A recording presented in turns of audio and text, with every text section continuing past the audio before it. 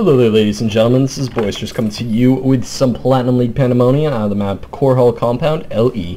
Spawning down here as the red Terran in the bottom left-hand corner, we have Stefoune.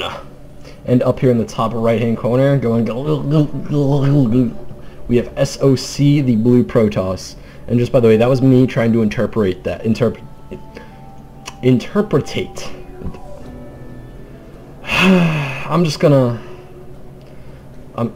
to take a sip of water. Alright, we have SoC saying that he might cannon rush him and to not cry. Because, of course, the #1 way to fight off cannons is tears. Because cannons gorge on tears, and once they have had their fill, they just stop shooting. They just allow themselves to die. Because they have a tear meter in them. Then once that tear meter fills, they're like, oh, well, my life's work is over, and then they just stop. And that is how photon cannons work, ladies and gentlemen. So we have the supply depot going up at the front, the pylon maybe for I don't know why this pylon is here, primarily because it's not walling off. He kind of just, I guess, could you?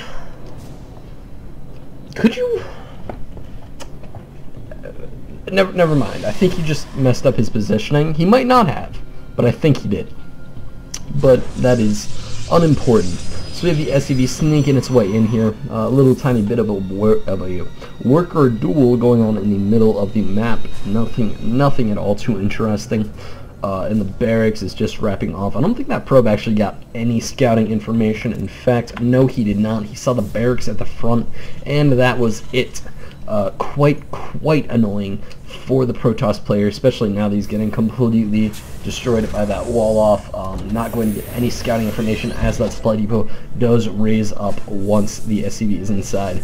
And the probe in rage is kind of just smacking his laser fist against the wall.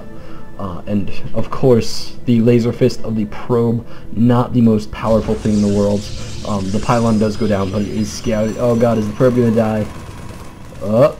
Oh, super probe. Sneaking his way on out of there. The pylon is, of course, going to get cancelled. However, it was quite annoying.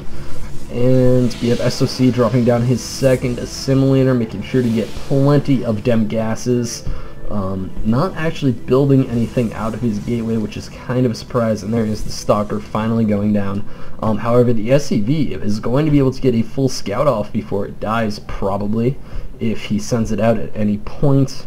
However, it would appear that he is not ready to do that. So we have Stefoune going for the factory in his main base, and the barracks is lifting up and moving away as the bunker goes down. And SoC saying he can't counter MMM, it's too hard. Which is of course true, because there is no Protoss unit that causes a large amount of splash. I can't think of one. I mean, no, there's correct SoC. Nothing that exists that can counter the hardcore MMM strategies from the Terran player. So Stefoune saying he's not a big fan of this strat anyway. So I wonder, Stefoune, what are you doing that you are not such a big fan of? Because you are doing it currently. Is it the Banshee Rush? This looks like a Banshee Rush. Is this a Banshee Rush, Stefoune? That's kind of cheesy. That is of course air cheese. And we have the Stalkers, just a couple of them, coming down, poking their heads around, checking to see if there's anything happening, finding an SCV, and the SCV tried bravely to fight him, but could not. Yeah, the SCV was not strong enough, and wow, he is expecting an all-in. Jeez, pulling 6 workers off the line because he saw a very scary Stalker. Make that 3 scary Stalkers. Man, those Stalkers are so scary. Anyway, we do have the Banshee Rush happening, which is going to be fairly annoying for SoC. The only real thing that's going to save him right here is the fact that his opponent is not going for Cloak. He did not want to invest the extra time into land, and honestly, if he went for cloak, actually no, the robotics facility is coming down, so not going for cloak, good idea at Stefoune, nice job. Anyway, we have a few stalkers just sitting around, poking each other at the front, being very, very obnoxious, forcing basically a perpetual pull-off. However, now that siege mode is about to finish, I bet that's going to end. And SoC saying tanks OP, like MMM, like Banshee rushing, like basically any other strategy Terran can do. Tanks also OP. Man, I don't understand. Terran should just apologize for playing this race. Anyway, we have the Banshee popping in here. Another OP strategy, stopping the Nexus. I'm surprised he actually canceled the Nexus, because he could have just warped in like 1 or 2 stalkers and then dealt with it and been perfectly fine without having to cancel his building Nexus.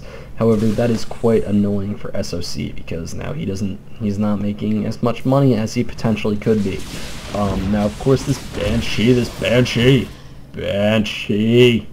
is going to get away perfectly fine. It's okay. The probe does see it, and it sees the probe as well. Apparently the Banshee saw the probe as a threat, so it decided to just absolutely destroy it. Anyway, we have... what is this? This SCV was like halfway home, and he was just like, I quit. He just stopped working. I wonder how that happened. That's a very interesting thing to see in the middle of a game. Just an SCV that didn't want to do his job anymore. He was just fed up. And there we go. He's getting sent off. He got rehired, along with a couple of his other SCVs that never really quit the force.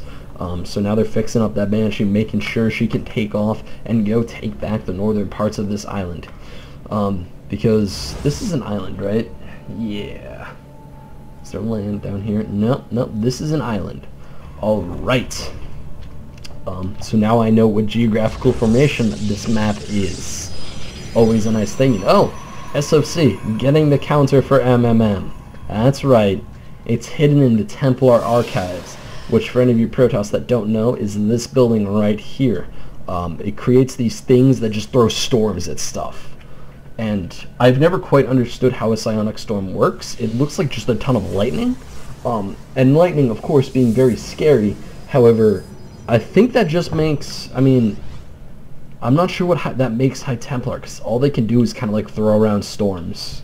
And that's kind of it. They just like shout lightning bolts. And then a giant pit of lightning appears where they want it to. And we have the observer here seeing this. Can this Banshee be seen? Yes. The Cobra hiding in the grass is not quite as good at hiding as it thought it was, so he knows what's up. And we have a Raven actually out. I like Ravens. Ravens are cool choices. And it looks like, are we gonna have a move out from our Terran player? Are we gonna have a move out? Come on, let's see, move out. Why was that? You know, usually Protoss drop pylons and then pull their probes back, because you don't need a probe near a pylon for it to remain powered, or for it to, you know, not fade away from decay. You can kind of just send your probe away. So that was fairly interesting. We have the observer being best buddies with the Banshee now. So this Banshee is super not hidden anymore. In fact, it is quite well discovered. And we have another observer popping out from this robotics facility. And I'm pretty sure, how much information does SoC? Oh wow, SoC knows exactly what's up. The only thing he really doesn't know is that there's a couple more barracks coming down. So this is actually going to be a much more like Marauder or Marine heavy force than he is expecting, I think. Yeah. Stefoune's army is kind of frightening right now. Where's that Raven? There's that Raven. Ravens, of course, very, very scary things. They can shoot down the bolts that stalkers throw. They can shoot down basically anything they want, so long as it's a projectile. Very, very, very annoying. And we have the train of SCVs getting pulled to the minerals at the natural. Quite a reasonable decision. That was quite a lot of SCVs, but I think he was oversaturated as main, so it made sense we have stuff getting loaded up into that medevac and maybe going for a separate drop as the main attack happens. I have no idea. However, it looks like that is what's going to happen as the main army takes the Xel'Naga Tower to get a bit more map control, and this extra medevac kind of splits off to do its own thing. Now, I'm surprised he didn't swing that Banshee in as the medevac was coming around. That would have made the most sense in my mind, because then, you would have split the army into dealing with the Banshee and dealing with the medevac, which, even though not hard for the Protoss force, it would have certainly been more annoying. We have an Archon coming out from our Protoss player, so he's not actually going for any sort of, solid High Templar play. He doesn't even have Storm! Come on, SoC. You were complaining about MMM. You gotta get those Storms. Those Storms are mad awesome. So we have SoC going for quite a few Zealots with charge to his blink. Okay, we do have Stalker blinkers. Blink Stalkers. There we go. And we have +1 armor coming up. The siege up at the front is quite effective. However, most of the shots kind of just landed on their own mortal, which is not the most effective target for those shots. The Protoss army is not doing so well. I don't know. That was... Ow. Wow. My face is kind of hurting for this Protoss. Why'd you unsiege the tanks? You didn't need to unsiege the tanks. Oh, well, I guess you gotta run away with them in the medevac, which is always nice. So, quite a few more losses on the side of the Protoss player there. Actually, not that many more losses on the side of the Protoss player there. That was a fairly even split. Nice job to both players. And SoC saying, holy expletive. Yeah. That was interesting. We have the orbital command being used efficiently. Mules have been going down. Chrono boosts, not as reliable. Ooh, this Nexus got off with 15 health. I'm guessing that's what he was talking about with the expletive and the quite close call. He's also expanding to a 3rd, just like his Terran opponent. His Terran opponent is getting a sensor tower there as well, so this sensor tower will probably illuminate an area like this big, I think. Yeah. Not the best location for a sensor tower, however, not the worst. But we do have a lot of Zealots coming down, and these Zealots are going to tear through whatever the hell they want to tear through, because that's how Zealots roll. They are now in the sensor tower area, so this sensor tower is... Oh, the command center gets cancelled, and the Zealot charges. So that was quite a bit of waste, to be honest. This is a big Zealot ball, actually.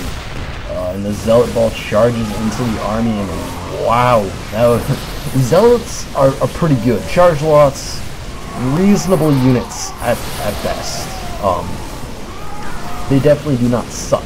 However, the drop from the back of with the Terran with a couple of siege tanks is going to help to clean this up. However, that was quite a few tanks killed by just a couple Zealots. And at this point, I feel like the Protoss player is fairly confident about throwing away Zealots. Zealots are kind of those units that don't cost you a lot in the long run. They don't cost you any tech advantages. They really are just units that you can throw away and that do quite a bit of damage. And once you're up to 7 gateways, as this Protoss player is, you can basically do that over and over again, and you will be perfectly fine. At the same time, we have some Colossus coming out, and Colossus pretty good against Terran forces. Colossus, Zealot, and Archon, they're especially nice against siege tanks, because usually that ball will split up before the engagement happens, with the Zealots charging ahead and taking the brunt of the force from the siege. The Zealots charging ahead and taking most of the shots from the siege tanks, and then that will naturally lead to the Colossus being the longest living survivors, and that's really what you want. Does he have Colossus range? That is a question, and indeed he does. So that is quite nice. We have 3 Archons right here, 3 Archons, quite a few Zealots. This army might... If he engaged with this army, it would be close. The only real thing is that there's no siege tanks. That would be the major issue for our Terran player. Of course, it might also be kind of a boon, because siege tanks get cleaned up fairly well by zealots.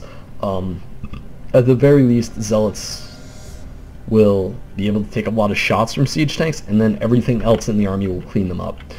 So I feel like actually Marines are better against zealots. However, there are other things like Hellions that are just astronomically better. Ghosts also not awful, just because of the fact that they can EMP the shields off and basically take a third of the life away from zealots, which is of course a very useful thing. It looks like, is the 4th going to finish? Don't let your 4th finish. Your 4th's going to die. Cancel it. Cancel it. You have the army in a good position. This is so awkward. The 4th is going to die. There's no way it lives after it gets surrounded by zealots like that. And did he get any storms off? I don't think he got any storms off. That was kind of a bad decision. He should have gotten some storms off. However, because of how tanky the zealots are, it doesn't matter. These zealots are kind of just rickrolling through everything. Wow, that was impressive. And the Colossus does manage to live just by the skin of his teeth.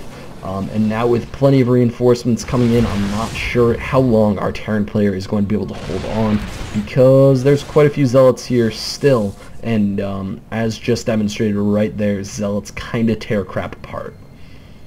Just on average. This planetary fortress has some SCVs ready to repair, but it's not going to matter if those zealots decide to show up, because zealots will ruin your day. And yeah. Here comes the Zealot Archon army, going right for that planetary fortress. The smaller army from our Terran... Oh, EMPing the High Templar. Well played, sir. However, at the same time, losing all your ghosts, not so well played, sir. Now, of course, the Bio army should be able to hold this position. Yeah, it will be able to hold this position, and the planetary fortress will not die today. However, that was quite a bit of damage, especially considering the fact that I feel like SoC has... Actually, he has a slightly worse economy. Not what you want to see at this stage in the game. I don't know why he hasn't fully saturated this again, considering the fact that there's like at least 1,500 minerals still left to be mined here. However, the fact that he has so much in reserves just means that he can keep throwing those zealots away, and that's really all you need to do at this point in the PvT, is just keep massing up your units, or whatever units you're going for, especially now that he's switching into Vikings. If you just mass up enough zealots and enough Archons, then you just rickroll through his army and win the game. We have the 4th coming up from our Protoss player, going for Stalkers, which is like the one unit I would not suggest to go for in this situation. Quite interesting. The Colossus is also coming down, and wow, was that 8 High Templar?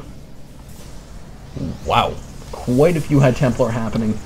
Yes, 8 High Templar, so that's 4 Archons, which I'm guessing are going to get more fairly soon, because he knows that Ghost Tech is out for our Terran player.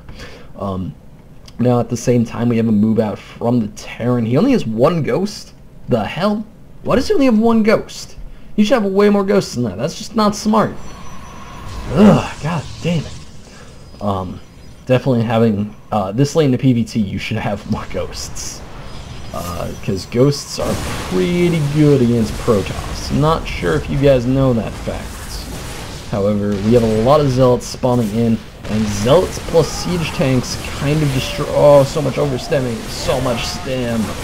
I'm pretty sure they'd like just pop the stem, and he popped another one. So they are going to snipe off this Nexus.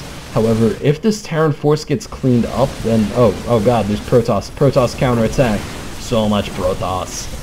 So anyway, we have a lot of SCVs getting sniped off now, and oh god, this Colossus, the Reaper, god, this Colossus is just owning right now. I have so many SCVs killed by that Colossus, and the planetary does go down, and the rest of the SCVs are going to fall. The Bio Ball is here for our Terran player. Our Terran's doing pretty good right now. However, the Protoss at the same time still has a lot of Zealots. This is kind of a nail-biter. I did not expect this to end up this close. However, they're both back down to 2-ish bases. The Terran player, of course, not having 2 bases, but the Protoss player has 2-ish bases. And yeah, this is a lot of saturation from our Terran player. This is kind of sketchy. Yeah, this is definitely getting into a kind of sketchy territory. These Colossus are probably going to die to these Vikings. There's going to be no way to save those unless the Stalkers hop forward. I'm still amazed he's not going for more Zealots. He needs more Zealots. Zealots are so good because they just charge in and then they take a lot of shots from siege tanks and then they hurt Marines when they get hit by siege tanks. And you know, the Zealot can take a lot more pain than anything else really can. So you might as well just use them. So we have the Bile Ball moving out yet again. The Ghost has enough energy for a couple of EMP rounds in about 2 seconds. So he should probably be able to snipe off some stuff, maybe. Maybe. Take him out. I don't know what the point of that EMP was. That wasn't that big an army. Oh my god, so many Archons. So many Archons. I feel fairly confident in saying the Protoss is probably going to take this, because that's a crap ton of Archons. God damn, that's a lot of Archons. Jesus. Not 8? 9? 8 or 9? 8. There's 8 Archons here. And Stefoune is saying impossible! And SoC calling GG for the opponent. It's I don't know, because it's pretty clear that it's a GG. I'm not sure how I feel about that. Archons are pretty good, because Archons, as you know, OP, because they're built by the Protoss, and the Protoss are OP. Now, of course, Marine Marauder Medevac, also OP, and Stefoune leaves the game without a GG. Sad face. So anyway, that was the end of that replay. Thank you all for watching. You can head on over to youtube.com/boisteroussc2 for any more Boisterous action. Hopefully, and just as a by the way, guys, on the weekend days, you know how I always said that I was going to put them out every Saturday? That's going to be a bit iffy now that I'm co-casting with Kadoink, because usually we take those weekend times to do our co-commentaries. So those might be on Friday, those might be on Sunday. However, they will most likely, however, I will always put out a video over the weekend, whether it be on Friday, Saturday, or Sunday. Whether I need to do it solo cast or I, get to do it with Kadoink, because honestly, those commentaries are really fun. You should go check out the pro commentary that we did. That's over on his channel. So far, the last game we did was White Raw versus Idra, and it was awesome. You should also check out the amateur game we commentated over the weekend, and that is on my channel. And it's Swans Go Moo versus Fail. It's a very, very entertaining game. You guys should all check it out. Also, you should head on over to sc2clans.org. Sign up, get your username up there. If you're in the Bronze, Silver, or Gold League, go find 4 of your friends, make a 5-man team, and sign up for the Cup League. There's no prizes, so if you're looking for prizes, you're not going to find them. However, me and Kadoink will yell at your games for you and tell you why you're bad at this game. And what else do you need? That's the real prize here. Yeah. And also, if you want your games commentated, you can send them on into boisteroussc2@gmail.com. And thanks for everybody wishing me to not lose my voice over the last couple of days. I managed to hold on to it. So, this is Boisterous, signing out.